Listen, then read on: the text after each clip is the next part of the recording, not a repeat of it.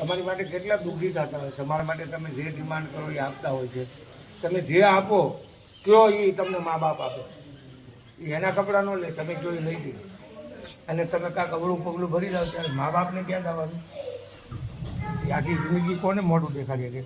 એટલે તમારી ફરજ એ છે કે આખી જિંદગી તમારો બાપ મોટું માથું કરીને જીવી શકે એવું તમારે જીવવું જોઈએ.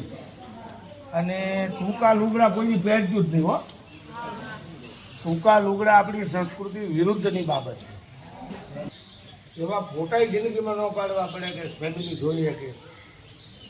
અને આ બધું છે ને આવેશ, તમારી આ ઉંમર છે ને this is સાયકોલોજીકલ ઇફેક્ટ. આવેશની ઉંમર છે. 16 વર્ષથી 20 વર્ષ સુધી આવેશાત્મક આવેગત આવેગો હોય. એમાં પ્રેમ નથી થતો. આ બધું હાવ 100% સમજી જ લેજો. આવેગ હોય છે, એમાંથી જીવનની સ્થિરતા ન આવે. જીવનની સ્થિરતા તમે આ 20 વટાવી જાઓ ને પછી આવે.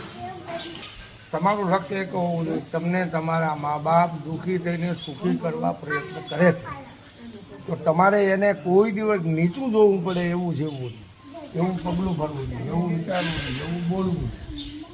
એટલે આ એક સંદેશો માનવ મંદિર તરફથી તમારે સાચવી રાખવાનો.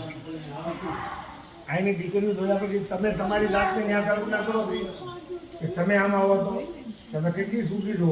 તમારે ફેમિલી છે, તમારા મા બાપ છે, તમે માગો ડિમાન્ડ કરો એ આપે છે, તમને હાંચવે છે. આને નહીં હોય, હાંચ છે અને મા બાપ નહીં હોય, ભાઈ પરિવાર બધું નહીં હોય.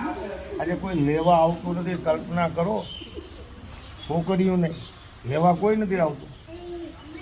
તમે તમારી જાતને 5 મિનિટ આના ઉપર મૂકી દો થઈ તમારી શું થઈ જતા? તમે કેટલી સુખી છો. તમારા મનમાં કાયમ બીજાનું ભલું કરવાનું વિચારવું. કોઈની ઈર્ષ્યા, રાગ, દ્વેષ આનામાં તો એ ન હોય. ઈર્ષ્યા ન હોય, સ્પર્ધા ન હોય, રાગ દ્વેષ ન હોય. એટલે તમારું જીવન એવું બનાવજો કે તમારા મા બાપ ફક્ર થયા મોટું માથું કરીને જીવે, ઇજ્જતથી જીવી શકે.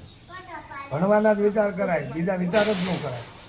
ખોટાના વિચારે ચડી જાય ને ભણવામાં પાછા પડે. એટલે આ એક વસ્તુ માનવ મંદિરની શ્રી કામણ ગણો, જે ગણો તે